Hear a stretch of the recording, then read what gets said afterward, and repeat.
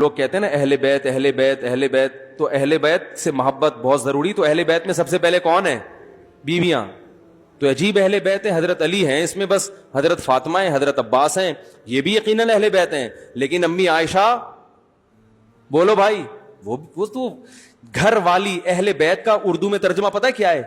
گھر والے. تو جب کوئی کہتا ہے نا میرے گھر والے، تو اس میں سب سے پہلے بیوی آتی ہے کہ نہیں آتی ہے؟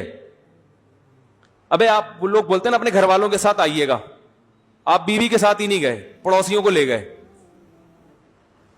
تو اگلا بولے گا گھر والے کا تو مطلب سب سے پہلا کیا ہوتا ہے؟ اہل بیت. اسی طرح قرآن میں ایک اور جگہ نبی کی زوجات کو خطاب ہے، یا اہل البیت انما یرید اللہ لیطہرکم. اللہ چاہتا ہے کہ آپ کو پاک کر دے. اہل البیت، اے اہل بیت. تو نبی کی بیویوں سے بھی اللہ نے کیا خطاب کیا؟ اے اہل بیت. تو اہل بیت میں سب سے پہلے کون ہے؟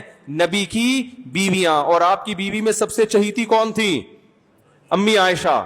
تو اگر کوئی اہل بیت سے محبت کا دعویٰ کرتا ہے تو حضرت علی، حضرت حسن، حضرت حسین، حضرت عباس، یہ سب ہمارے جو ہے نا ایمان، ان سے محبت ہمارے ایمان کا جزو ہے. تو اسے جتنی محبت حضرت علی، حضرت حسن حسین رضی اللہ عنہم سے ہے، اتنی ہی محبت امی عائشہ سے ہونا ضروری. آپ کو امی عائشہ سے اتنی محبت تھی کہ ایک صحابی نے نبی صلی اللہ علیہ وسلم کی دعوت کی. آپ نے فرمایا کہ عائشہ کو بلاؤ گے تو آؤں گا ساتھ میں. ہے بھائی، وہ صحابی تھے، بے تکلف تھے، ان کے پاس اتنی گنجائش نہیں تھی. انہوں نے کہا یا رسول اللہ نہیں، منع کر دیا. ہمارے ہاں منع کرنے والا بھی چماٹ پڑتا ہے اس کو. تکلف کا دور ہے نا. ارے دل میں کچھ اور ہے، زبان پہ کچھ اور ہے. تکلفات ہیں. صحابہ کے دور میں تکلف نہیں تھے، جو دل میں تھا وہی. وہ صحابی جانتے تھے کہ بھائی میں 2 کی دعوت افورڈ نہیں کر سکتا. انہوں نے خام خام یہ نہیں کہا نہیں آپ آئیں، آپ وائف کو بھی لے کر آئے. اب انسان چلا جائے اور دل میں آدمی کہہ رہا ہے یار مصیبت کھڑی کر دی، اب پوچھنا ہی مصیبت بن گیا میرے لیے.